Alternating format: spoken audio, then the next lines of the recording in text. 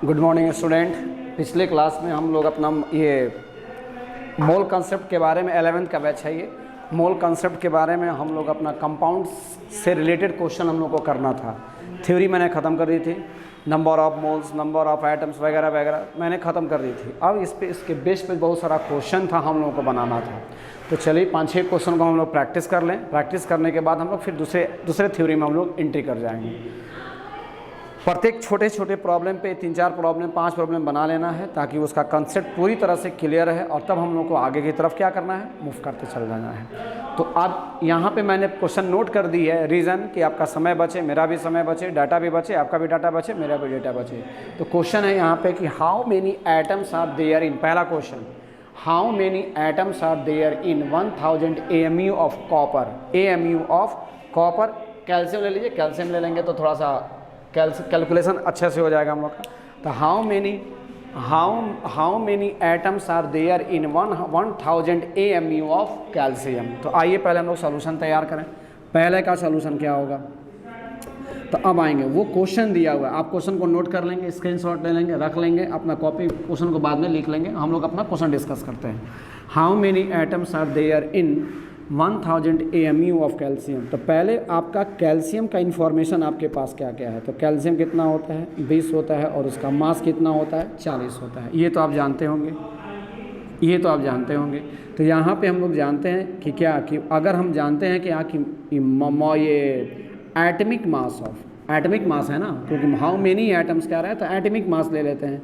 यानी यहाँ पे क्या हो जाएगा, atomic mass of 1 atom of calcium का कितना हो जाएगा, मास, वैसे कहिए मास ऑफ 1 एटम ऑफ कैल्शियम क्या होगा।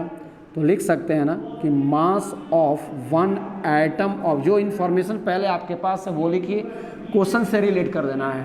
तो mass of 1 atom of calcium, तो mass of 1 atom of calcium कितना होता है, 40 होता है ना। और एक एटम, मैंने पिछले क्लास में ही बता दिया था कि एक एटम के मास को अगर लेना होगा तो वो किस में जाता है, AMU में जाता है। अब हमको क्या निकालना है, एटम्स निकालना है। तो एटम्स को कहाँ रख देंगे, राइट साइड, और इसको कहाँ रख देंगे, लेफ्ट साइड। यानी यहाँ पे आ जाएगा कि 40 AMU of calcium equals to कितना कैल्शियम हो जाएगा, 1 एटम ऑफ कैल्शियम हो जाएगा। यानी 1 एटम ऑफ कैल्शियम कह रहा है क्या कि 1000 AMU ऑफ कैल्शियम में कितने कैल्शियम मिलेंगे, तो इतना हो गया। इसलिए एक में जाएंगे तो ये कितना हो जाएगा, 1/40 हो जाएगा, और इसलिए 1000 की बात कर रहा है। तो 1000 में जाएगा 1/40 और इंटू कितना हो जाएगा, 1000 हो जाएगा ना।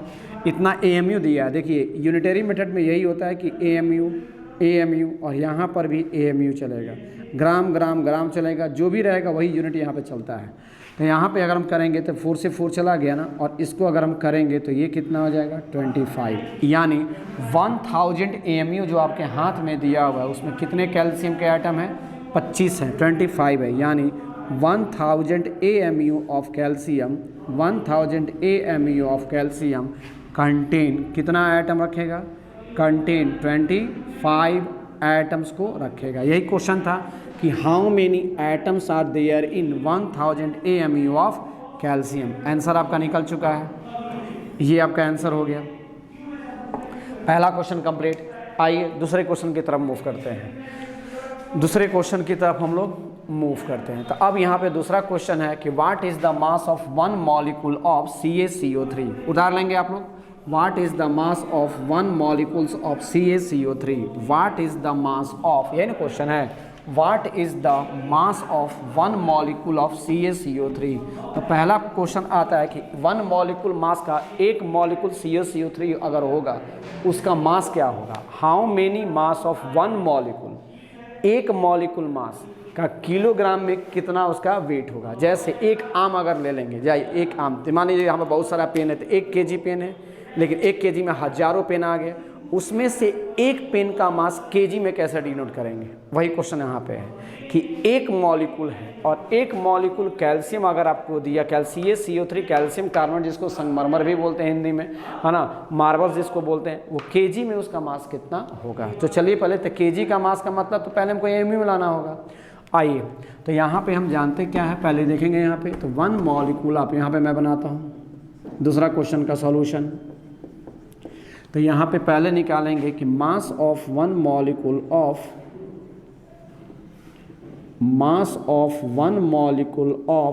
क्या CaCO3, mass of one molecule of CaCO3। चलिए मास निकालिए। तो इसमें क्या है, कैल्शियम है कितना 1, तो 1 इंटू यहाँ पे क्या हो जाएगा mass of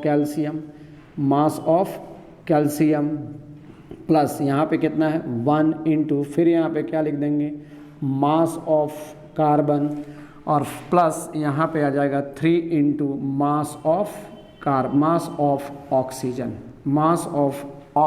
3 into mass of oxygen जाएगा। तो अब यहाँ पे आ जाएंगे तो यहाँ पे क्या निकल गया, मास निकालना है ना। तो अब आ जाएंगे यहाँ पे, तो यहाँ पे क्या लिखाएगा कि mass of one molecule of calcium carbonate का करेंगे ना यहाँ पे, तो 1 तो है और एक कैल्शियम का मास कितना होता है, अच्छा कि ये कैल्शियम ही दिया हुआ है, एक कैल्शियम का मास कितना होता है, एक का AMU में करते हैं, जब भी मोल में लेंगे तो वो ग्राम में जाएगा, एक का लेंगे तो वो AMU में जाएगा। तो यहाँ पे कितना आ जाएगा, पिछले क्लास में मैंने जिसकी चर्चा चला दी थी 40 AMU प्लस यहाँ पे क्या है 1 इंटू मास ऑफ क्या है कार्बन, तो कार्बन का मास कितना होता है 12 ना, तो 12 AMU और प्लस यहाँ पे 3 इंटू मास ऑफ ऑक्सीजन, तो 3 इंटू कितना हो जाएगा 16 हो जाएगा, 16 AMU जाता है।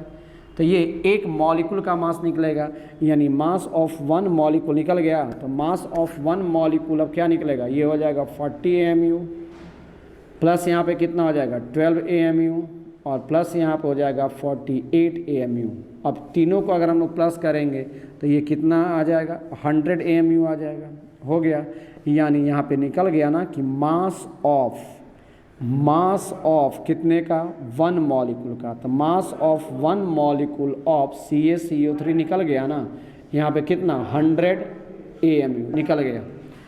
अब वो कह रहा है क्या कि what is the mass of one molecule, तो वन मॉलिक्यूल का मास मेरा AMU में निकला है और वो कह रहा है क्या कि किलोग्राम में बताइए। आप जानते हैं कि 100 जो दिया है उसको क्या करते हैं, 100 AMU आया है ना, तो 100 AMU का मतलब 100 और AMU का मतलब क्या होता है 1.66 इंटू 10⁻⁻24 ग्राम होता है।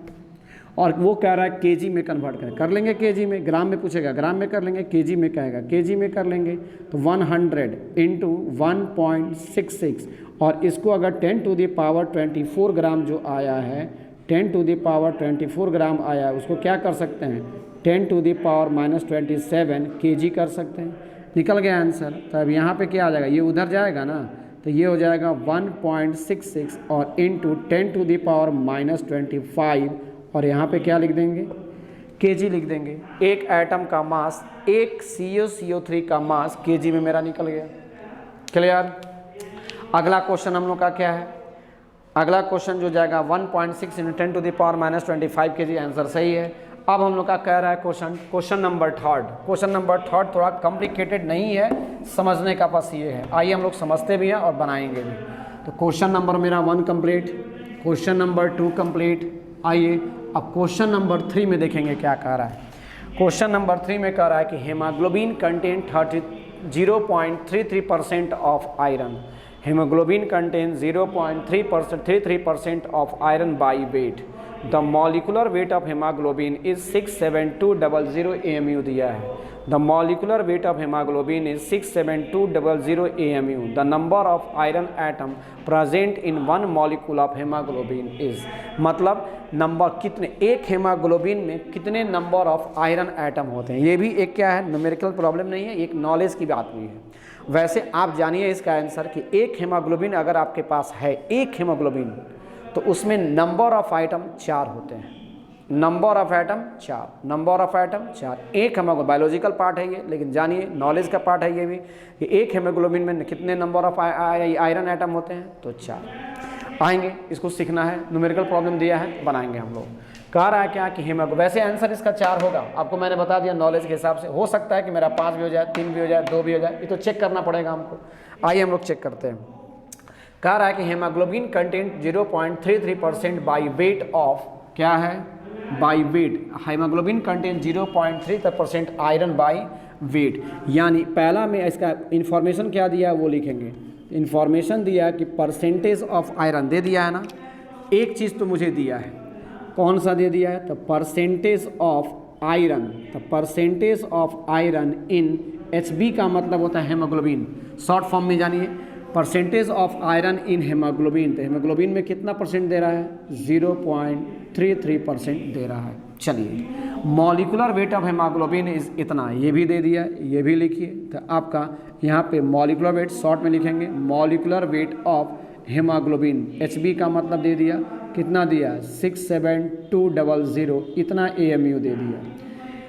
अब कह रहा है कि the number of iron atom present in 1 molecule of haemoglobin, number of iron atom present in 1 molecule of haemoglobin. तो सपोज कीजिए कि ये मेरा हेमोग्लोबिन है, ये मैंने मान लिया कि ये मेरा हेमोग्लोबिन है, और इस हेमोग्लोबिन में कौन कौन जुटा है, आयरन भी जुटा है।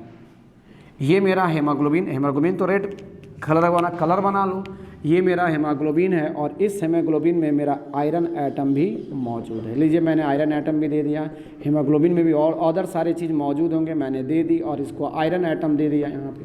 अब सपोज कीजिए कि यहाँ पे हेमोग्लोबिन में आयरन जो है मेरा N है, N पार्ट है, क्योंकि 1 भी हो सकता है, 2 भी हो सकता है, 3 भी हो सकता है, 4 भी हो सकता है, कुछ भी हो सकता है, तो इसको N मान लेते हैं, और इसके सारे मॉलिकुलर वेट को हम क्या मानते हैं, X मान लेते हैं। यानी मैं लिख सकता हूँ ना कि let molecular weight of haemoglobin HB का क्या मान लिया, FeNX मान लिया, FeNX। मैंने क्या कहा, हेमोग्लोबिन ये मान लीजिए, ये मेरा हम लोग का कौन हो जाएगा, हेमोग्लोबिन हो जाएगा, ये हम लोग का हेमोग्लोबिन हो जाएगा, हेमोग्लोबिन हो गया, ले लिया। हेमोग्लोबिन में कुछ आयरन एटम है, तो आयरन एटम को मैंने क्या माना, FeNX मान लिया।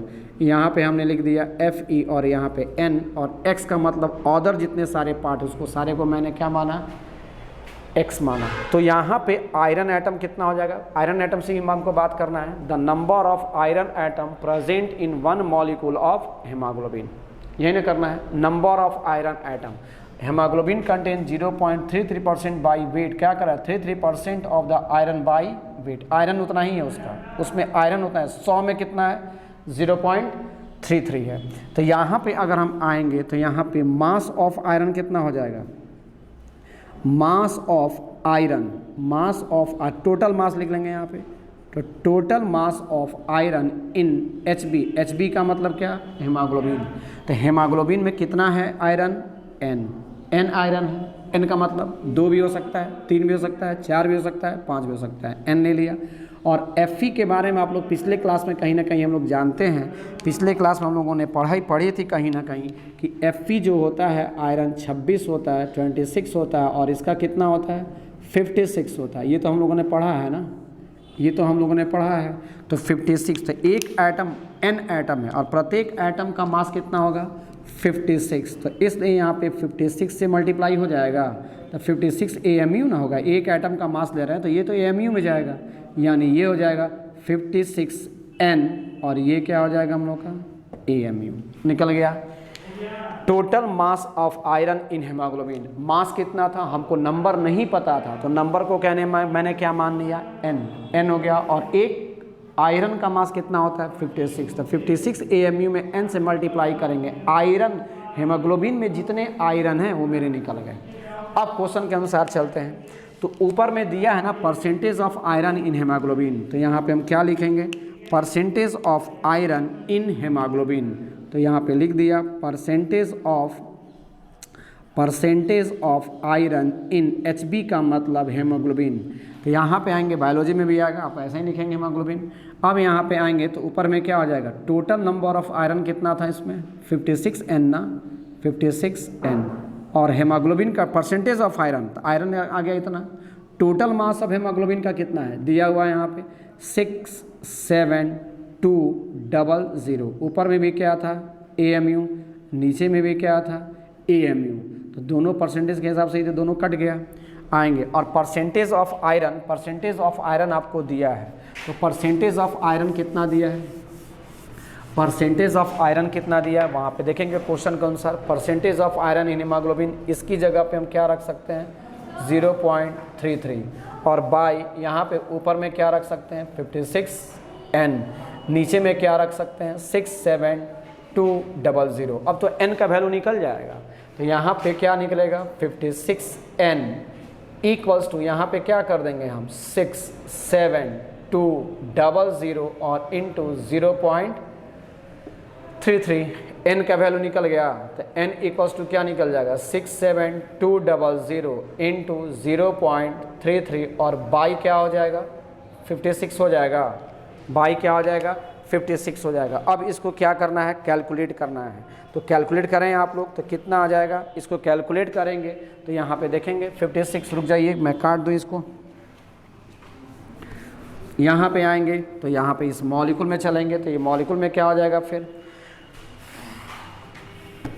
यहाँ पे आएंगे तो इस मॉलिक्यूल में यहाँ पे क्या आ जाएगा, ये दोनों जीरो जाएगा ना तो ये हो जाएगा 672 और इनटू कितना 33 और बाई यहाँ पे क्या आएगा 56 आएगा। ये जब कैलकुलेट कीजिएगा तो 3.9 समथिंग समथिंग आएगा, तो nearly equals to 3.9 something something, यानी इसको हम क्या मान सकते, नंबर तो एटम कभी फ्रैक्शन में तो होता नहीं है, कभी भी एटम फ्रैक्शनल पार्ट नहीं करेंगे कि आधा एटम है 1/2 एटम, कभी नहीं, एक एटम तो कंप्लीट होगा।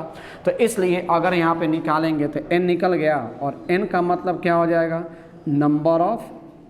नंबर ऑफ किसका एटम है, n का मतलब Fe ने माने थे, नंबर ऑफ Fe एटम, तो नंबर ऑफ Fe एटम कितना हो जाएगा 4, नंबर ऑफ Fe एटम कितना हो जाएगा 4, निकल गया हम लोग का number of Fe atom 4। Clear, जल्दी कीजिए, वीडियो स्टॉप कीजिएगा, लिख लीजिएगा। अब अगला क्वेश्चन हम लोग का चलेगा, 3 क्वेश्चन 4 क्वेश्चन और है, उसको भी हम लोग बना ले तब हम लोग दूसरे तरफ मूव कर जाएंगे। ये कंप्लीट, अगला देखेंगे।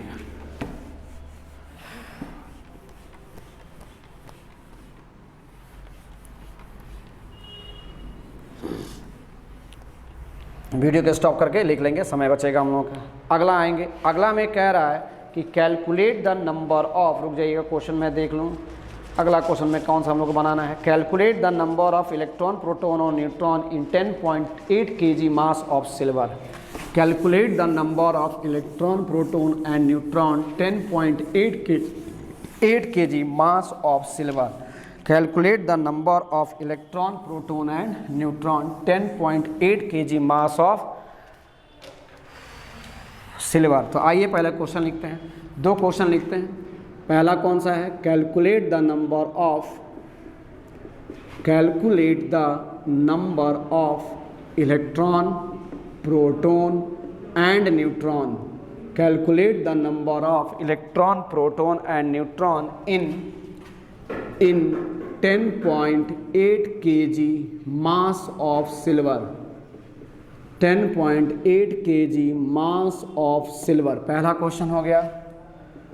दूसरा क्वेश्चन है calculate the number of electron, calculate number of electron proton and neutron in, ये आपको बनाना है, मैं नहीं बनाऊंगा। यहाँ पे 55 है, 5.5 है, 5.5 milligram, 5.5 milligram of mass of manganese, 5.5 milligram of mass of 5.5 milligram of mass of manganese. दूसरा क्वेश्चन हो गया। तीसरा क्वेश्चन कह रहा है calculate the nucleons, calculate the nucleons in, calculate number of nucleons कर रहा है, calculate number of nucleons, calculate number of nucleons in 5.8 kg, 5.8 kg mass of निकल, 5.8 kg मास ऑफ निकल, 5.8 kg मास ऑफ निकल। अगला कह रहा है क्वेश्चन, लिखते जाइएगा साथ साथ, कैलकुलेट, रहने देते हैं उसके बाद हम लोग देखेंगे। फिर इसमें ही आ गया, कह रहा है पहला question calculate the number of electron proton and neutron in 10.8 kg mass of silver, 10.8 kg mass of silver. थोड़ा सा हम लोगों के साथ चलेंगे, अच्छे से रहेगा, नोट्स बनाते रहेंगे। नोट्स बाज़ाब्ता बेहतर बननी चाहिए, क्योंकि मैं आपको नोट्स बनवाने में भी समय ले रहा हूँ, समय ज़्यादा ले रहा हूँ आपका, क्योंकि आपको अच्छे से पढ़ें, नोट्स बेहतर तैयार हो, बेहतर कॉपी, बेहतर pen, colourful copy, colourful pen, और आपका ब्रेन भी कलरफुल होनी चाहिए। हमेशा पढ़ने की ललक में रहें, हमेशा पढ़ने की ललक में रहें। जितना नंबर ऑफ क्वेश्चन जितना ही टच कीजिएगा, कॉन्फिडेंस लेवल उतना ही आपका आगे बढ़ेगा। इसलिए कोशिश कीजिए कि नंबर ऑफ क्वेश्चन को हम लोग टच ज़्यादा करें। आएंगे, पहला कह रहा है calculate the number of electron, proton and neutron in 10.8 kg mass of silver. 10.8 kg mass of silver. तो सिल्वर का जो मास जाएगा वो तो 108 होता है। आएंगे तो पहले अब हम लोगों का सॉल्यूशन निकालना है। सॉल्यूशन कैसे निकालेंगे? पहले Ag को पकड़िए, Ag का मतलब सिल्वर हो गया, उसका मास कितना होता है 108, और इसका एटॉमिक नंबर कितना होता है 47। अब कह रहा है क्या, कैलकुलेट द नंबर, इतना केजी मास ऑफ सिल्वर। मान लेंगे कि आपके पास 10 kg आम है, तो 10 kg आम है तो हम उसमें पूछ देंगे ना कि बताइए कितने आम हैं। तो आपके क्वेश्चन हमसे कीजिएगा ना, सर एक आम का मास कितना है पहले ये बता दीजिए। तो 1 kg का, एक आम का मास अगर पता रहेगा तो 10 kg का मास मैं बता दूंगा। 10 kg में कितने आम हैं, नंबर ऑफ मैंगोज़ की क्या बता सकते हैं, नंबर ऑफ मैंगोज़ आप बता सकते हैं। सिमिलरली यहाँ पर वही क्वेश्चन है कि अगर 108 kg मास ऑफ सिल्वर दिया है, इतना kg मास ऑफ सिल्वर है, तो उसमें कितने सिल्वर के एटम है, ये तो पहले आपको निकालनी पड़ेगी कि उतने केजी में कितने एटम ऑफ सिल्वर हैं। आइए निकालते हैं। एक एटम का पता है आपको, आइएगा यहाँ पे आ जाएंगे, इतना केजी नंबर ऑफ। तो पिछले क्लास में एक फार्मूला मैंने आप लोग को बताई थी, खैर नहीं पता है तब भी कोई दिक्कत नहीं है। पहले आएंगे, पहले यहाँ पे आएंगे तो पहले ये देखिएगा मास ऑफ, पहले देखेंगे पहले आपको मैंने क्या इंफॉर्मेशन पहले बताई थी। मास ऑफ 1 मोल ऑफ Ag का 1 मोल का मास कितना था, मैंने बोला था ना कि 108 ग्राम हो जाएगा।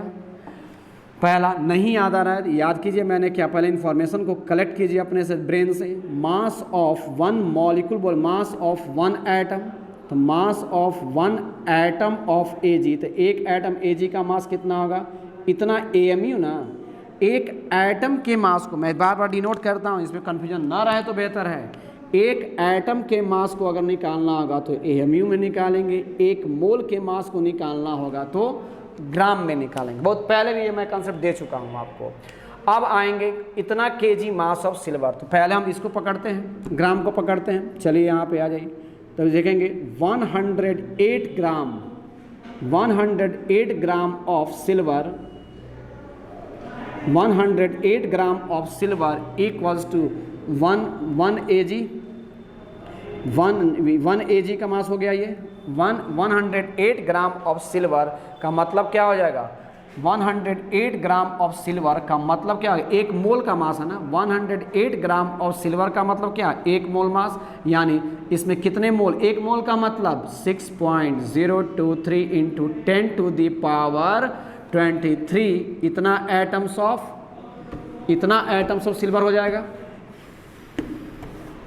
इतना एटम्स ऑफ सिल्वर लिख लेंगे यहाँ पे, इतना एटम्स ऑफ सिल्वर हो जाएगा, इतना एटम्स ऑफ सिल्वर हो जाएगा। यानी 100, अभी मैंने बताया है 108 ग्राम अगर मास होगा तो 1 मोल का मास होगा, और 1 मोल का मतलब 6.023 into 10 to the power 23 atoms of silver हो जाएगा। चलिए ये हो जाएगा। उसके बाद से 1 का निकालेंगे तो ये क्या निकल जाएगा, 6.023 इंटू 10 टू द पावर 23, और बाई यहाँ पे क्या लिख देंगे 108। उसके बाद से यहाँ पे कितना आएगा, यहाँ पे कितना केजी है उतना केजी दे दिया है, केजी में नहीं रखेंगे ना, उसको ग्राम में बदल देते हैं।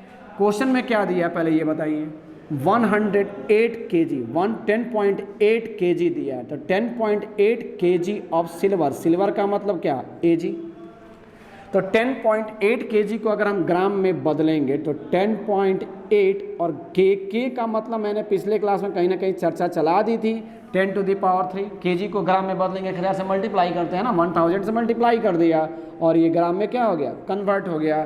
तो यहाँ पे मैं रख सकता हूँ ना प्रभु, तो यहाँ पे क्या हो जाएगा 108 10.8। और इंटू 10⁻³ इतना ग्राम ग्राम ग्राम। मैंने पिछले जस्ट इसके पीछे वाला में बताया था, जो यूनिट होगा यही यूनिट यहाँ पे होगा, ग्राम ग्राम ग्राम, मिलीग्राम मिलीग्राम मिलीग्राम चलेगा। तो इतना ग्राम ऑफ सिल्वर क्या हो जाएगा फिर, तो इतना ग्राम ऑफ सिल्वर, तो ये मल्टीप्लाई हो जाएगा 6.023 इंटू 10⁻23 और बाई ये क्या हो जाएगा 108 और इंटू ये चला जाएगा ना ऊपर में, यहाँ पे मल्टीप्लाई हो जाएगा ना 10.8 इंटू 10⁻³ इतना एटम। यहाँ पर एटम्स ऑफ सिल्वर लिखे हैं, तो यहाँ पर भी क्या लिखना होगा, एटम्स ऑफ सिल्वर। हो गया, क्वेश्चन तो बन गया, मेरा थ्योरी खत्म। यहाँ से तो आपका प्रॉब्लम है, केवल आपको क्लरिकल मैथ है, केवल केमिस्ट्री खत्म हो गई। यहाँ से करेंगे तो ये बाई 10 हो जाएगा, इससे ये चला गया 10 ऊपर जाएगा, 10 ऊपर जाएगा तो ये कितना हो जाएगा 2 और 2 इसमें मल्टीप्लाई हो जाएगा तो 25 हो जाएगा ना, 2 आके प्लस हो जाएगा ना, यानी 108 kg, यही ना kg है, 10.8 kg ऑफ सिल्वर। तो 10.8 kg ऑफ सिल्वर में कितने एटम्स ऑफ सिल्वर हैं, तो 6.023 इंटू 10⁻23 जुड़ जाएगा ना, ये प्लस हो जाएगा 25 atoms of silver, 25 atoms of silver हो गया, 25 एटम्स ऑफ सिल्वर हो गया। पिछले क्लास में एक फार्मूला भी मैंने बताया था, यहीं से फार्मूला निकाली। मैंने कहा था कि पिछले क्लास में मैं फार्मूला को बता दूंगा कि कहाँ से फार्मूला निकल रहा है, यूनिटरी मेथड से ही सारा फार्मूला निकलता है। आइए, मैंने क्या बताया था, नंबर ऑफ एटम्स निकालना है ना। चलिए यहाँ पे नंबर ऑफ एटम्स, तो मैंने फार्मूला बताया था ना, number of atoms equals to, यहाँ पे क्या था, जितना मास आपके क्वेश्चन में दिया हुआ है, तो मास ऑफ एटम्स, ये क्वेश्चन में दिया हुआ है ना 10.8, ये तो क्वेश्चन में दिया हुआ है 10.8 मास ऑफ एटम, 10.8 का मतलब 10.8 मास ऑफ एटम हुआ, मास of atom given in question, mass of atom given in question लिखा हुआ है, मास ऑफ एटम गिवन इन किस में, question, mass of atom given in question by, यहाँ पे क्या हो जाएगा देखेंगे, यहाँ पे ये क्या था, एटमिक मास था ना, ये 108 क्या था, एटमिक मास था, है ना, mass of atom given in question by, यहाँ पे क्या हो जाएगा ग्राम एटॉमिक मास, मतलब एक मोल का मास, ग्राम एटॉमिक मास यहाँ रख देंगे, तो ये हो गया का क्वेश्चन में दिया है, ये आपका ग्राम एटॉमिक मास है 108, देखिए यहाँ से ग्राम एटॉमिक मास, और यहाँ पे क्या हो जाएगा, और इनटू यहाँ पे 6.023 इंटू 10⁻23। देखिए क्वेश्चन का फार्मूला निकल गया यहाँ पे, यही तो फार्मूला करना था आप लोग, यही फार्मूला करना था ना। तो ग्राम एटॉमिक मास निकल गया, सारा का सारा निकल गया यहाँ से। बस यूनिटरी मेथड ज़्यादा बेहतर है, फार्मूला याद नहीं रह सकती है, यूनिटरी मेथड से कीजिए, अगर आपको फार्मूला याद हो जाती है बहुत बेहतर है। क्लियर, ये क्वेश्चन बन गया। अब आपको क्या बनाना है, calculate the number of electron, proton and neutron in कितना में 5.5 मिलीग्राम मास ऑफ मैंगनीज। बनाइए, कोशिश कीजिए जल्दी जल्दी, डन, जल्दी करो, मेरे साथ मेहनत करो जल्दी जल्दी, ये हो जाएगा। कॉपी में नोट कर लीजिएगा, आप लोग कॉपी करते रहें मेरे साथ साथ, नहीं होता है वीडियो के स्टॉप करेंगे और लिख लेंगे तब आगे बढ़ेंगे। यहाँ पे क्या कह रहा है क्वेश्चन में, calculate the number of electron, proton and neutron. अच्छा, अब इसमें इलेक्ट्रॉन निकालना था ना, तो इतना केजी मास ऑफ सिल्वर तो निकल गया, कितना निकला मेरे पास total 10.8 kg mass of silver, electron proton भी निकालना था, वो तो निकल गया कि कितने एटम्स मौजूद थे। अब उसमें क्या निकालना है, इलेक्ट्रॉन, प्रोटॉन एंड न्यूट्रॉन निकालना है। तो टोटल 10.8 ग्राम में 10.8 ग्राम में आएंगे, यहाँ पे इधर सूखा हुआ होगा, 10.8 ग्राम, 10.8 केजी मास ऑफ सिल्वर में, इतना मास ऑफ सिल्वर में, इतना केजी मास ऑफ सिल्वर आपके पास था, इतना केजी मास सिल्वर आपके पास था, उतना मास में कितने नंबर ऑफ सिल्वर हैं, अभी हम लोगों ने निकाला ना, कितना 6.023 इंटू 10 टू द पावर कितना 25 निकाला था ना हम लोगों ने, 25 एटम्स ऑफ सिल्वर। देखें कट तो नहीं रहा है, चलो ठीक है, इतना एटम्स ऑफ सिल्वर, और थोड़ा क्लियर लिख देते हैं, इतना एटम्स ऑफ सिल्वर, इतना एटम्स ऑफ सिल्वर, ये थोड़ा चलो ठीक है, थोड़ा सा बड़ा लिखते हैं। अब इतना मास में आ गया, इतना नंबर मेरे पास। अब कह रहा है कि इलेक्ट्रॉन निकालिए, प्रोटॉन निकालिए और न्यूट्रॉन निकालिए। अभी मैंने बताया था ना Ag, तो Ag का कितना था 108, 100, Ag का कितना था 108, ये कितना था एटॉमिक नंबर एक तरह से 47, 108, उसमें नंबर ऑफ न्यूट्रॉन भी है, नंबर ऑफ प्रोटॉन भी है। चलिए यहाँ से निकालिए, क्या क्या पूछा है, इलेक्ट्रॉन। तो आप तो जानते हैं कि नंबर ऑफ इलेक्ट्रॉन एक में कितना होगा, नंबर ऑफ इलेक्ट्रॉन एक में कितना है 47, नंबर ऑफ प्रोटॉन बताइए, नंबर ऑफ प्रोटॉन एक एटम ऑफ सिल्वर में कितना हो जाएगा 47, और नंबर ऑफ न्यूट्रॉन अगर निकालेंगे तो नंबर ऑफ न्यूट्रॉन कितना होगा, इसमें से करेंगे 1 आएगा, 61 आ जाएगा, 61। तो समझिए क्वेश्चन क्या है, तो आपको निकालना है क्या क्या, पहले ऊपर से क्वेश्चन निकाल लीजिए, नंबर ऑफ इलेक्ट्रॉन, फिर क्या निकालना है नंबर ऑफ प्रोटॉन, फिर क्या निकालना है नंबर ऑफ न्यूट्रॉन निकालना है। कितने में, नंबर ऑफ इलेक्ट्रॉन कितना केजी दिया आपके पास 108 केजी मास ऑफ सिल्वर, 108, यहाँ से लिखेंगे थोड़ा सा बड़ा बड़ा लिखते हैं, नंबर ऑफ इलेक्ट्रॉन इन 100, 10.8 है ना, 10.8 केजी, सॉरी 10.8 है, 10.8 केजी मास ऑफ सिल्वर। उसी तरह यहाँ पे नंबर ऑफ प्रोटॉन इन, आपको बस लिखना नहीं है, केवल कॉमा देते जाइए, मास ऑफ सिल्वर। उसी तरह नंबर ऑफ न्यूट्रॉन इन कितना में 10.8 केजी मास ऑफ सिल्वर, केवल आपको कैलकुलेशन करना है। तो एक सिल्वर अगर होगा, एक एटम सिल्वर होगा, उसमें इलेक्ट्रॉन कितना है 47, हो गया लिख दिया। एक एटम अगर होगा तो उसमें न्यूट्रॉन कितना होगा 47, ये भी लिख दिया। एक एटम अगर होगा तो उसमें न्यूट्रॉन कितना होगा 61, ये भी लिख दिया। लेकिन एक एटम आपके पास थोड़ी है, आपके पास तो इतने एटम्स हैं, तो एक एटम में 47 इलेक्ट्रॉन, तो इतने एटम में तो मल्टीप्लाई ही ना होगा, मल्टीप्लाई कर देंगे तो यहाँ पे कितना हो जाएगा 6.023 इंटू 10 टू दी पावर क्या 25 इलेक्ट्रॉन्स हो जाएगा। उसी तरह यहाँ पे 6.023 into 10 to the power 25, 10 to the power कितना आएगा 25 ना, 10 टू दी पावर 25 यहाँ पे प्रोटॉन हो जाएगा। उसी तरह 61 इंटू, लीजिए थोड़ा सा और पीछे कर देते हैं, 61 इंटू क्या हो जाएगा 6.023 इंटू 10 टू दी पावर कितना 25, और यहाँ पे क्या हो जाएगा न्यूट्रॉन हो जाएगा। क्लियर, जल्दी लिख लीजिए, इतना न्यूट्रॉन हो जाएगा। एकदम क्लियर पिक्चर है, चलिए ठीक है, कोई दिक्कत नहीं है आपको, यहाँ तक क्लियर हो गया। एक क्वेश्चन बना, इलेक्ट्रॉन प्रोटॉन एंड न्यूट्रॉन निकल गया। अब आपको अगले क्वेश्चन में क्या निकालना है, फिर इलेक्ट्रॉन प्रोटॉन एंड न्यूट्रॉन निकालना है। चलिए पहला क्वेश्चन कंप्लीट, दूसरा क्वेश्चन कंप्लीट कीजिए जल्दी। उसी तरह बनाओ मेरे साथ, प्रैक्टिस करो तब सीखोगे केमिस्ट्री। प्रैक्टिस इंसान को और परफेक्ट बनाता है, जितनी ज़्यादा प्रैक्टिस कीजिएगा उतना आप अपने कॉन्फिडेंस लेवल में उतना ही एक्यूरेसी आएंगे।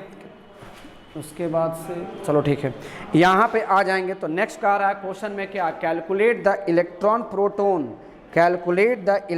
Proton and neutron in 5.5 milligram mass of manganese. चलो इन्फॉर्मेशन निकालते हैं, इससे पहले इससे इन्फॉर्मेशन निकालते हैं। इन्फॉर्मेशन क्या है कि मैंगनीज दिया है ना, मैंगनीज का मतलब क्या हो गया, मैंगनीज 25 आएंगे, मैंगनीज 25 होता है। 25 का मास कितना होता है 55, मैंने बताया आपको 25 एंड 55। चलिए इसमें शॉर्ट में करते हैं यहाँ पे, तो नंबर ऑफ इलेक्ट्रॉन कितना होगा पहले यहीं पे बता दीजिए, नंबर ऑफ इलेक्ट्रॉन कितना 25 सर, नंबर ऑफ प्रोटॉन कितना सोचिए, नंबर ऑफ प्रोटॉन कितना 25 सर। चलिए नंबर ऑफ न्यूट्रॉन बताइए, तो नंबर ऑफ न्यूट्रॉन कितना, फास्ट कैलकुलेशन 30 आएगा। क्लियर कहानी। अब आएंगे मेरे पास Ag कितना है, मास ऑफ मैंगनीज कितना है आपके पास, आपके हैंड में मास ऑफ मैंगनीज कितना है, तो आपके हाथ में कितना है 5.5 मिलीग्राम है ना, mg स्मॉल m लिखा जाता है मिलीग्राम।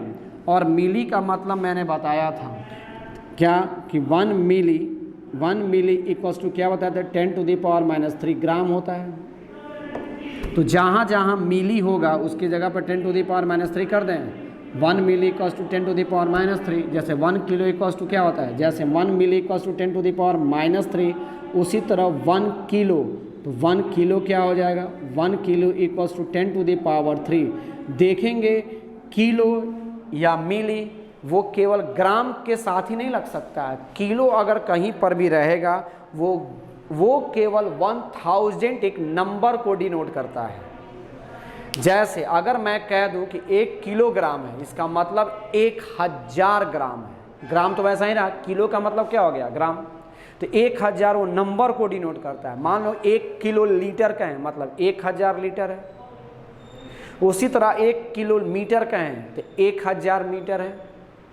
तो किलो केवल मीटर को, किलो केवल 1000 को डिनोट करता है, इसके अलावा और कुछ नहीं करता। जैसे मान लो कि अगर मैं कहूँ 1 किलोग्राम, 1 किलोग्राम मैन आदमी की बात करूँ तो इसका मतलब उसका वेट, आदमी का वेट हो गया 1 किलोग्राम। मान लें बेबी है, कोई भी छोटा सा न्यूली बॉर्न बेबी है, एकदम न्यूली बॉर्न बेबी है, जस्ट 1 किलो होता नहीं है वैसे, 3 kg से नियरली 3 kg का होना चाहिए, लेकिन फिर भी 1 kg newly born baby, 1 kilogram newly born baby, इसका मतलब वो मास हुआ। लेकिन अगर हम कह दें 1 किलोग्राम नहीं कर रहे हैं, अब कह रहे हैं 1 किलो बेबी, तो 1 किलो बेबी का मतलब किलो किसको डिनोट कर रहा है 1000 को डिनोट कर रहा है।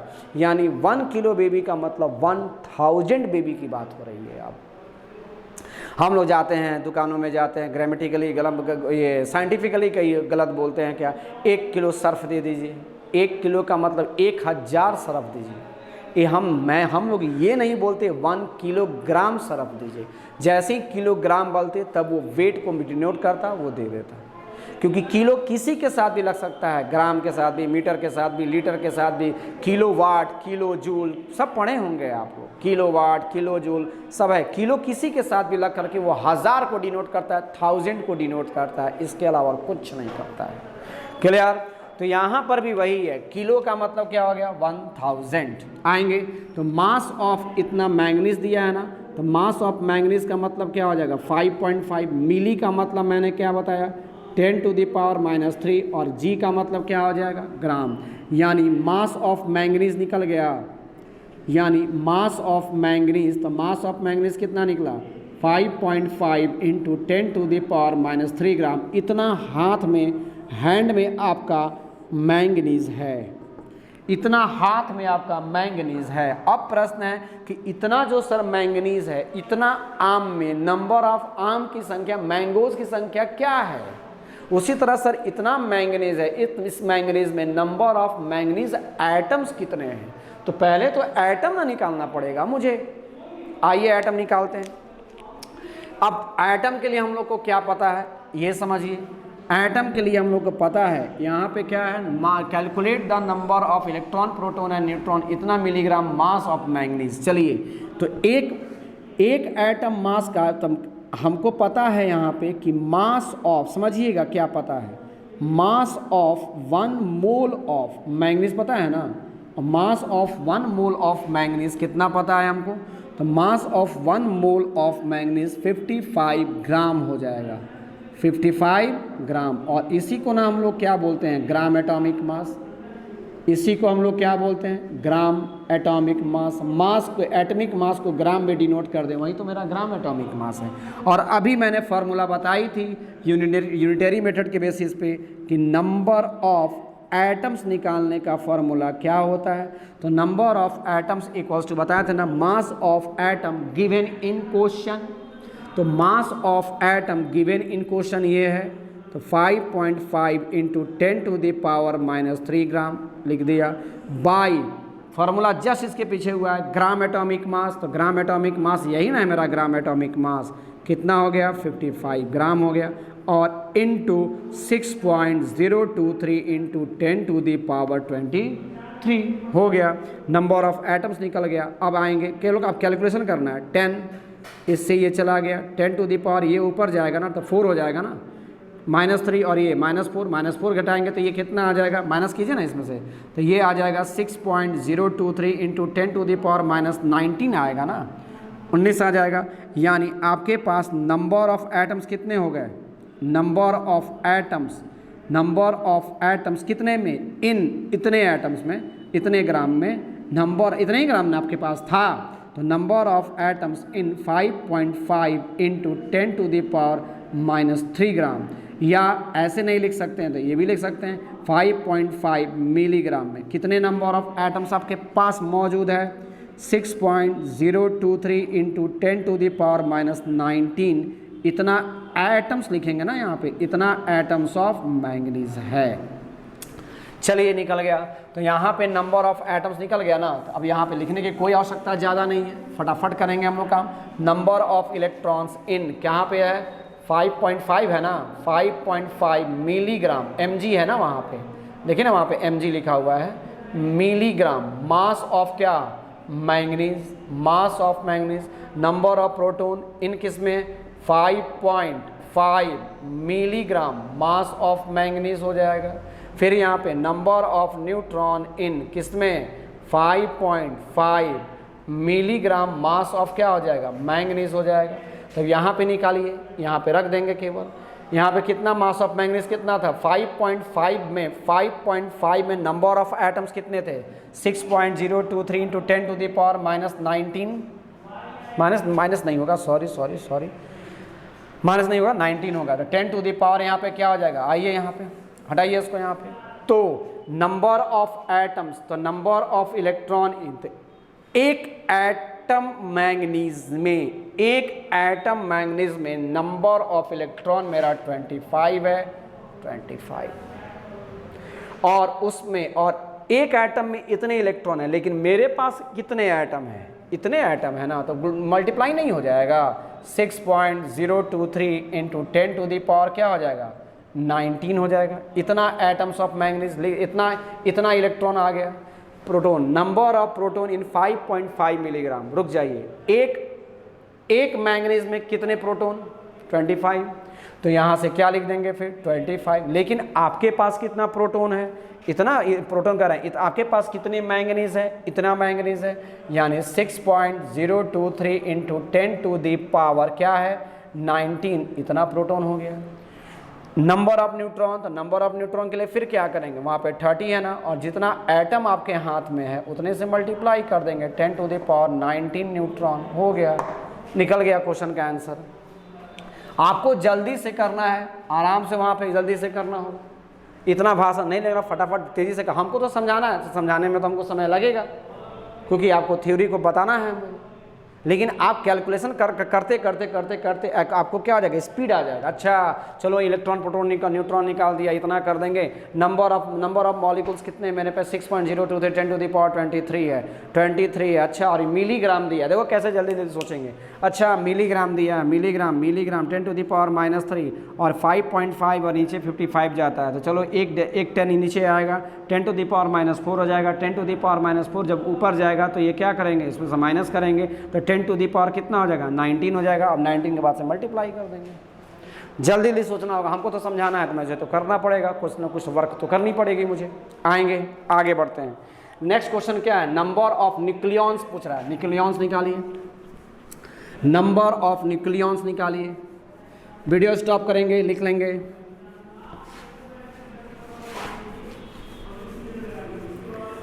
नंबर ऑफ न्यूक्लियॉन्स निकालिए। आइए, न्यूक्लियॉन्स बता रहा है, तो न्यूक्लियॉन्स का मतलब क्या है बताइए। यहाँ पे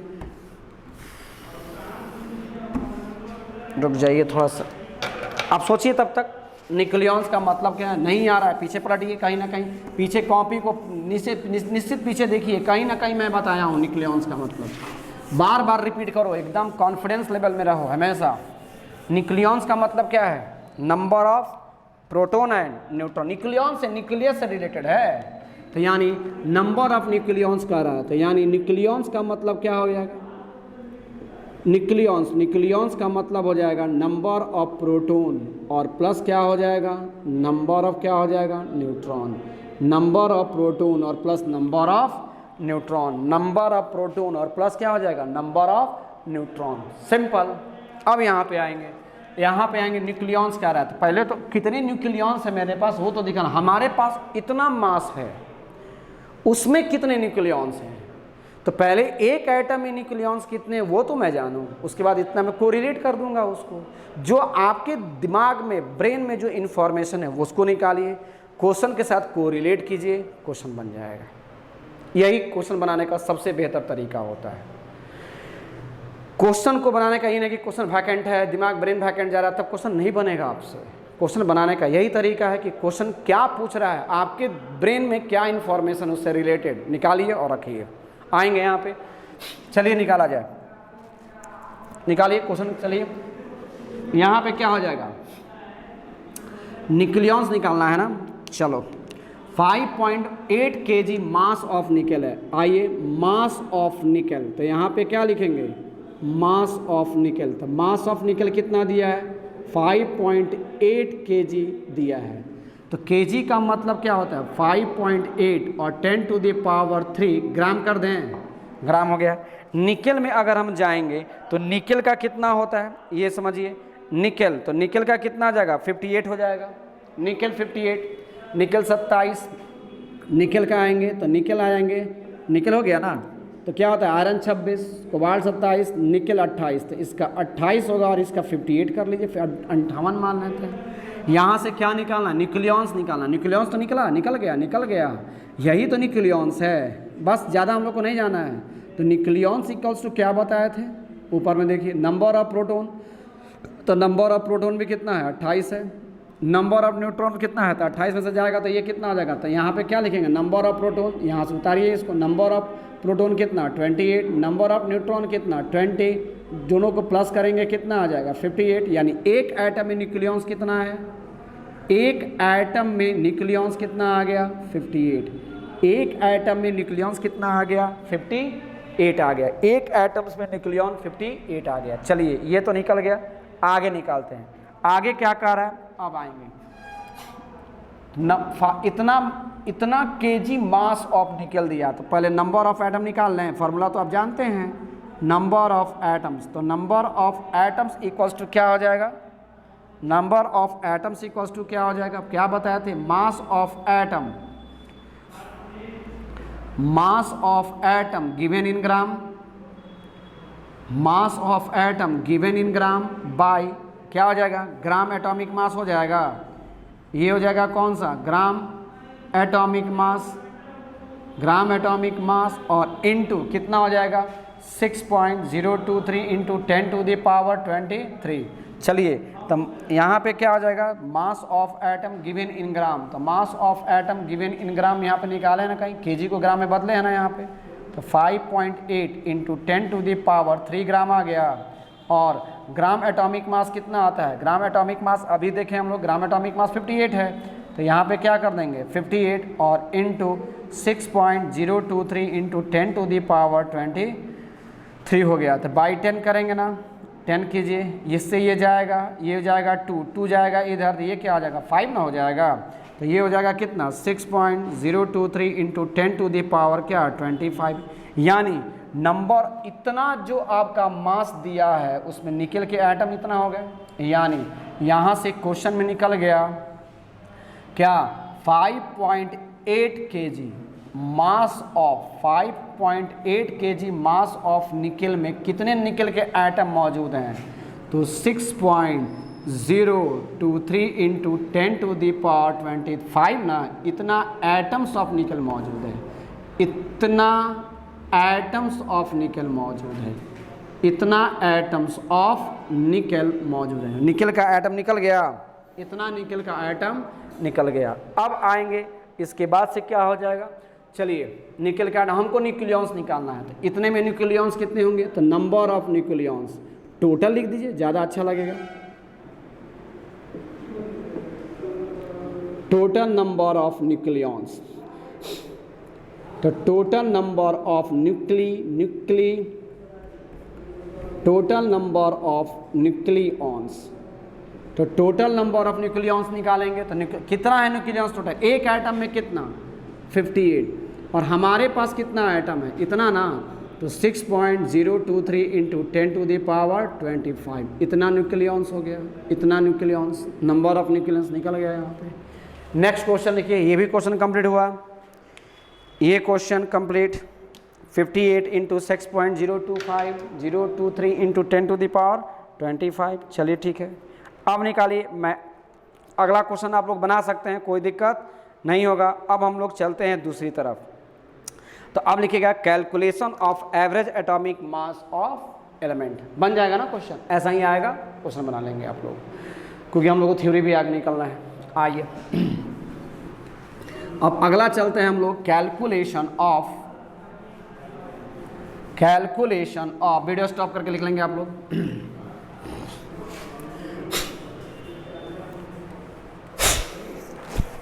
आएंगे calculation of average atomic mass, headline देंगे calculation of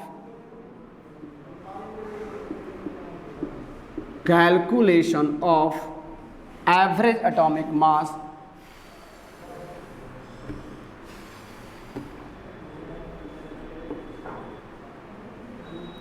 calculation of average atomic weight of element, या मास भी कर सकते हैं, वैसे वेट लिखा रहता है। Average atomic weight of element, average atomic weight of element, calculation of average atomic weight of element, calculation of average atomic weight of element. अब आएंगे एवरेज कैसे हैं, तो पहले एक टर्म आता है आइसोटोप्स, पढ़े होंगे 10th क्लास में, आइए पहले उसको जान जाए हम लोग। आइसोटोप आएगा बॉन्डिंग में, मैं पढ़ाऊंगा। आइसोटोप्स का मतलब क्या है, शॉर्ट में जानिए, molecular atomic number same,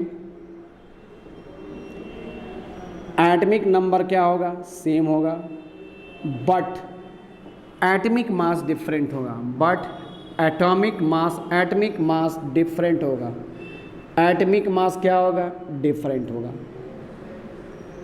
atomic mass different, atomic number same but atomic mass different. अब आएंगे आइसोटोप, जैसे आइए एक दो एग्जांपल पहले हम लोग कर लें। जैसे हाइड्रोजन का 3 आइसोटोप होता है, एक हाइड्रोजन, एक ड्यूटेरियम और एक ट्रिटियम। इसको क्या बोलते हैं हम लोग, पहले लिख लेंगे यहाँ पे, इसको क्या बोलते हैं समझा रहे हैं केवल, अभी बाद में इसका हम लोग यूज़ कर लेंगे। यहाँ पे क्या हो जाएगा, पहला को क्या बोलते हैं, हाइड्रोजन, मतलब नेचर में हाइड्रोजन 3 अवस्थाओं में पाया जाता है। हाइड्रोजन में एक आता है ड्यूटेरियम में, ड्यूटेरियम RIUM है ड्यूटेरियम, और एक आ जाएगा आपका ट्राइटियम। ये हो गया हाइड्रोजन में। देखेंगे हमने क्या बोला, एटमिक नंबर सेम, तो एटमिक नंबर सेम का मतलब इसका भी एक एटमिक नंबर, इसका भी एक और इसका भी एक, एटमिक नंबर क्या हो गया, same, but mass number different चलेगा। मास नंबर डिफरेंट का मतलब क्या है, इसका मास नंबर कितना आ गया, 1, इसका मास नंबर कितना आ गया, 2, और इसका मास नंबर कितना आ गया, 3। नेचर में हाइड्रोजन 3 अवस्थाओं में पाया जाता है। एटमिक नंबर सबका सेम रहेगा। एटमिक नंबर सेम का मतलब क्या होगा, नंबर ऑफ इलेक्ट्रॉन भी सेम, नंबर ऑफ प्रोटॉन भी सेम। तो जो भी केमिकल प्रॉपर्टीज़ होती है वो तो केवल एटमिक नंबर ऑफ इलेक्ट्रॉन पे निर्भर करता है, यानी सारे का केमिकल प्रॉपर्टीज सेम चलेगा, लेकिन मास अलग अलग है ना। जब मास अलग अलग है तो मास फिजिकल प्रॉपर्टीज़ को डिनोट करता है, यानी सारे का क्या हो जाएगा, फिजिकल प्रॉपर्टीज़ अलग अलग होगी। Chemical properties same but physical properties different होती है। जहाँ पे हम लोग एटॉमिक आइसोटोप पढ़ेंगे, एटॉमिक स्ट्रक्चर पढ़ेंगे, वहाँ पे क्लियर करेंगे। फिर आएंगे, ये पहला हो गया, पहला पार्ट कंप्लीट। दूसरा आएंगे, दूसरा पहला हो गया। मान लीजिए जैसे क्लोरीन, तो क्लोरीन के 2 आइसोटोप नेचर में मिलते हैं, क्लोरीन के 2 आइसोटोप नेचर में मिलते हैं। जैसे क्लोरीन आएंगे, अच्छा कार्बन के बारे में पहले देखते हैं। कार्बन पहले पीछे पढ़ चुके हैं हम लोग। एक कार्बन 12 होता है, एक कार्बन 13 होता है और एक कार्बन 14 होता है। कार्बन 6 ना, अच्छा ये मास यहाँ जाएगा ना, 13 और ये क्या हो जाएगा 14, मास यहाँ पे चला गया। और एटमिक नंबर कितना होता है 666, ये हो गया एटमिक नंबर सेम, बट देख रहे हैं ना यहाँ पे एटॉमिक मास सेम, बट यहाँ पे क्या atomic number same but atomic mass different. दूसरा आ गया, तीसरा थर्ड में चलेंगे तो जिसमें आएंगे जैसे क्लोरीन आएगा तो क्लोरीन के 2 आइसोटोप मिलते हैं। क्लोरीन 17 एटॉमिक नंबर सेम हो गया, एटॉमिक मास डिफरेंट होता है, एक का होता है 35 और एक का होता है 37, इसी तरह होता है। तो मान लो कि जैसे हम अगर हम कह दें, ये तो हो गया आइसोटोप के बारे में। मान लीजिए जैसे कार्बन है, कार्बन नहीं ले रहा हूँ, केवल फार्मूला बता रहा हूँ पहले। मान लेंगे कि कोई कार्बन कोई एलिमेंट है एक्स, उसको आप कार्बन थोड़ी देर के लिए मान लीजिए, एक्स कोई एलिमेंट है, एक्स कोई एलिमेंट है, वो नेचर में 3 अवस्थाओं में 3 स्टेट में पाया जाता, 3 अवस्थाओं में पाया जाता है। सपोज कीजिए एक को माने क्या x1, एक को x मानते हैं, एक को y मानते हैं और एक को क्या मान लेंगे z, x y z। या इसको ऐसे भी मान सकते हैं, नहीं मानना होगा तो x1 मान सकते हैं, एक को क्या मान सकते हैं x2 मान सकते हैं और एक को x3। कहेगा सर यहाँ पे तो कार्बन सेम है, कार्बन सेम लीजिए, x y z क्यों ले रहे हैं, ले लिया x1 x2 एंड x3 ले लिया। सपोज कीजिए कि इसका जो मास है, मास वेरी कर रहा है ना, इसका मास को अगर हम मान लें, इसके मास को m1 मानते हैं, इसके मास को m2 मानते हैं और इसके मास को मैं m3 मान लेता हूँ, m1 m2 m3 मान लिया।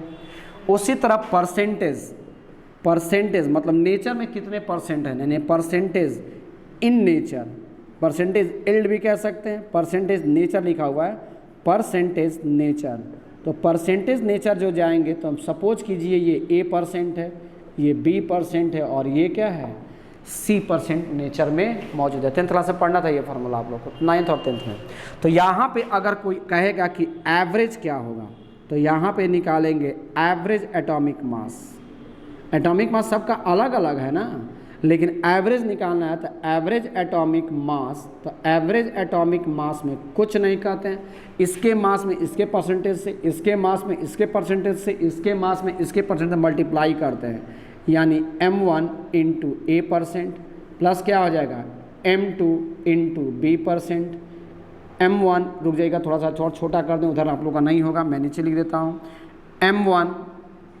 m1 इंटू क्या हो जाएगा A plus m2 into B हो जाएगा ना, m2 इंटू B और प्लस क्या हो जाएगा m3 हो जाएगा और m3 इंटू क्या हो जाएगा C और परसेंट तो नीचे गया, यानी A प्लस B और प्लस C, तीनों को जोड़ने पे प्लस 100 आ जाएगा। रुक जाइए देख लेने दीजिए। चलिए ठीक है, क्लियर पिक्चर है। यानी एवरेज एटॉमिक मास निकल गया, एवरेज एटॉमिक मास निकल गया, average atomic mass m1 into A plus m2 into B plus m3 into C और plus A plus B plus C। Note करेंगे, स्टॉप करेंगे, लिख लेंगे इसको। अब हम लोग चलते हैं इसके क्वेश्चन में, आएंगे क्वेश्चन। नहीं समझ में आएगा रिकॉल कीजिए, पीछे कीजिए थोड़ा सा वीडियो को, देखिएगा समझ में आ जाएगा, क्योंकि बहुत हल्का है, कुछ ज़्यादा भारी नहीं है। जहाँ पे भारी आएगा वहाँ पे मैं खुद अपने धीरे हो जाता हूँ। यहाँ पे आएंगे तो अब यहाँ पे एक क्वेश्चन हम लोग कह रहे हैं क्या, नेचुरली अकरिंग क्लोरीन। समझिएगा थोड़ा सा, क्वेश्चन में है, मैं लिख देता हूँ क्वेश्चन, तब तक आप लोग देखेंगे। कह रहा है क्वेश्चन को कहीं ना कहीं क्वेश्चन मिल जाएगा। कह रहा है क्या, हम बोल रहे हैं ना, आप लोग अपना सेंटेंस बना करके लिख लेंगे। Naturally occurring chlorine is has 2 isotope, has 2 isotopes. पहला आएगा क्लोरीन, पहला क्लोरीन कह रहा है क्लोरीन 35 एंड क्लोरीन एक कह रहा है एंड क्लोरीन 37। मैं फिर पढ़ रहा हूँ, आप लोग लिख लेंगे। कह रहा है क्लोरीन हैज़, मतलब शॉर्ट कर रहे हैं इसको अब, क्लोरीन हैज़ 2 आइसोटोप, एक क्लोरीन 35 और एक क्लोरीन 37, एक क्लोरीन 35 और एक chlorine 37, whose percentage abundance are. Percentage abundance का मतलब नेचर में वो कितने परसेंट में मौजूद है। हुज परसेंटेज एबंडेंस आर, इसका दिया है 75% और इसका दिया है 25%। Percentage abundance are 75% and 25% respectively. Percentage yield दे दिया, नेचर में percentage 75% and 25% respectively.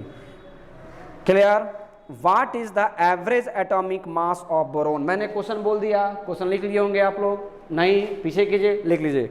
What is the average atomic mass of chlorine. What is the average atomic mass of chlorine. What is the average atomic mass of chlorine. तो अभी हम लोगों ने देखना था ना, तो यानी यहाँ पे क्या हो जाएगा, एवरेज जाएगा, तो average atomic mass of chlorine equals to क्या बताए थे, mass into percent, mass into percent, multiply कीजिए। इसका मास 35 है, इसका परसेंट कितना है 75, इसका मास कितना है 37, इसका मास कितना है 25, और बाई यहाँ पे कितना आ जाएगा, इसको प्लस कीजिए ना, ये आ जाएगा 70, ए प्लस बी प्लस सी था ना, तो यही तो परसेंटेज है, ए प्लस बी, तो 75 और ये आ जाएगा 25। इसको अगर हम लोग करेंगे तो ये कितना आ जाएगा, ये जो आएगा इसको ऊपर में जो सारा आएगा वो आएगा 355, 355 रुक जाइएगा, 3548, 355 आएगा, 35 देख लेंगे आप लोग मल्टीप्लाई करके, मैं वैसी तरह कर रहा हूँ, 3554 पॉइंट, अगर मान लेंगे कि यहाँ पे 34 मान लेते हैं, डिवाइडेड बाय ये क्या हो जाएगा 100 का, मल्टीप्लाई कर लेंगे ऊपर में, इन दोनों को प्लस करेंगे, इन दोनों को प्लस करेंगे, मल्टीप्लाई करके आप लिख लेंगे, वो आप कर लेंगे, वो आपको आता है। तो यहाँ पे क्या करेंगे, अगर इसको किए तो दोनों को प्लस किए तो ये आया, तो अब इसको करेंगे तो ये कितना आएगा 35 आ गया ना, जीरो है ना, 2 डेसिमल के बाद चला जाएगा, 35.5 आ जाएगा, 35.5, यानी यहाँ पे क्या निकला, average atomic mass of chlorine निकल गया। तो यानी यहाँ पे हम लोग क्या लिख देंगे, average atomic mass of chlorine. Chlorine atom का ये एक एटम की मास को कहिए, तो ये कितना आ जाएगा, तो ये किसी भी एक एटम के मास को आपको इतना ही मास को मान करके चलना है, 35.5 AMU मान लेंगे। क्यों, क्योंकि अगर आप कैलकुलेशन करने चलते तो कोई बच्चा 35 पे कैलकुलेशन करता, कोई बच्चा 37 पे कैलकुलेशन करता, सारे की डेटा क्या होती है अलग अलग आती है, आंसर मैच नहीं करता, इसीलिए क्या किया गया, एवरेज ले लिया गया। एवरेज का मतलब क्या है 35.5। तो इसीलिए तो आपका जो पढ़े होंगे आप लोग, तो इसमें पीटी में 10th क्लास में आप लोग पढ़े थे ना मेंडलीफ का, मेंडलीफ ने क्या किया था, यही तो उनका ड्रॉबैक्स था, आइसोटोप का उन्होंने कोई भी ये पोजीशन पीटी में नहीं दिए थे, क्योंकि उस वक्त आइसोटोप की खोज हुई ही नहीं थी उतनी, इसलिए चलिए ये निकल गया ना। और मान लेंगे कोई कहेगा कि एटॉमिक मास ऑफ क्लोरीन 1 मोल का, तो यहाँ पर 35.5 ग्राम कर देंगे। चलिए एक और क्वेश्चन देते हैं, बना के दिखाइए, मैं क्वेश्चन लिख देता हूँ, उसी के ढर्रे पे, उसी के पैटर्न पे आप क्या कर देंगे, क्लोरीन वाला क्वेश्चन लिख लेंगे। चलेंगे, boron has 2 isotopes, boron has 2 isotopes,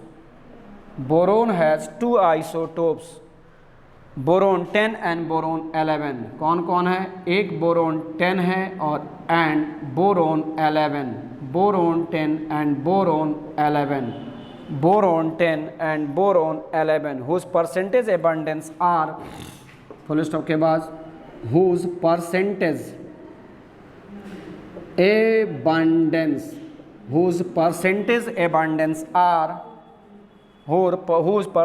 abundance are 19.6% and 80.4% respectively, 80.4% respectively. What is the average atomic mass of boron?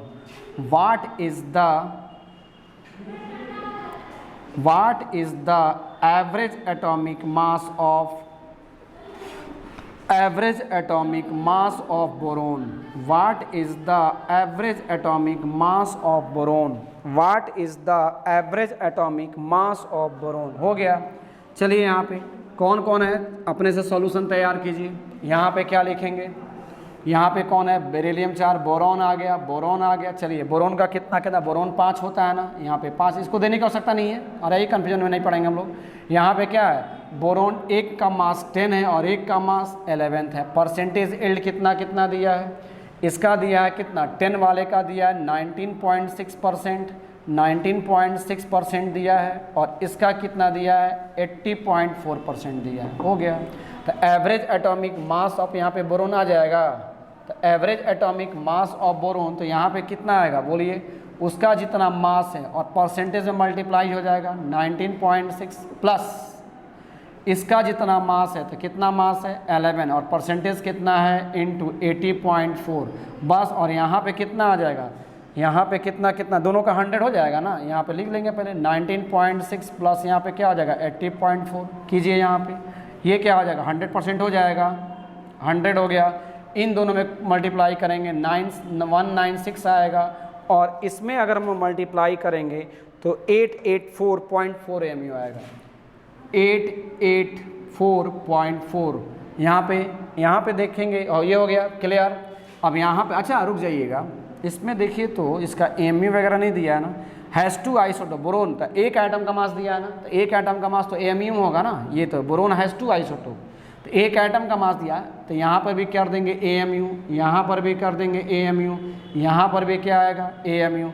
और इसको अगर हम लोग करेंगे तो दोनों को प्लस करने पे रुक जाइएगा कितना है 196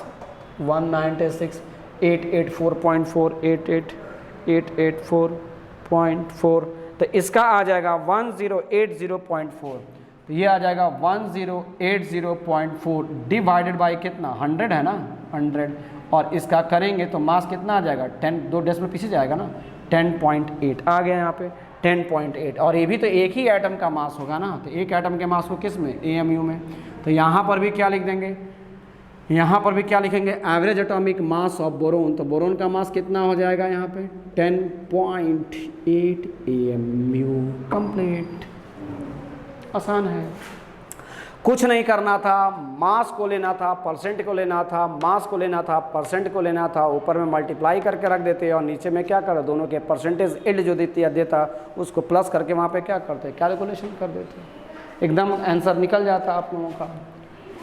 क्लियर। तो अब एक क्वेश्चन और दे देते हैं, घर से आप लोग करके आएंगे, घर से आप लोग करके आएंगे जो अगले क्लास में हम लोग बनाएंगे। मैं नीचे लिख दूं, देखता हूं जगह होगा तो मैं लिख देता हूं, हाँ जगह तो है। तो यहाँ पे क्या है carbon occurs in nature, carbon मैं लिख देता हूं तब तक आप लोग ऊपर लिख देंगे carbon occurs in nature, carbon occurs in nature as a mixture of, as a mixture of, carbon occurs in nature as a mixture of carbon 12 and carbon 13, carbon 12 and carbon 13 मैं बोल भी रहा हूँ साथ साथ लिख भी लेंगे carbon 12 and carbon 13। the average atomic mass of carbon is the average atomic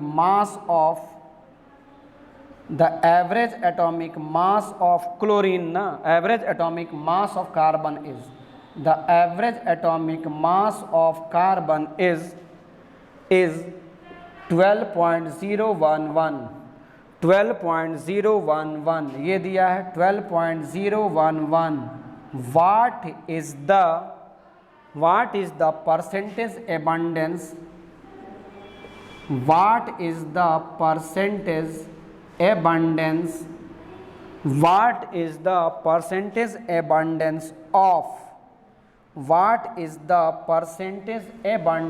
of यहाँ पे लिख देता हूँ what is the percentage abundance of carbon 12 in nature, carbon 12 in nature, what is the percentage abundance of carbon 12 in nature। निकाल करके लाएंगे इसका, कोशिश कीजिएगा अगले क्लास में। ये टॉपिक ख़त्म है, बस एक क्वेश्चन और बनाएंगे हम लोग और उसके बाद से हम लोग अगले टॉपिक पे चले जाएंगे। क्लियर। तो आज की सभा समाप्त।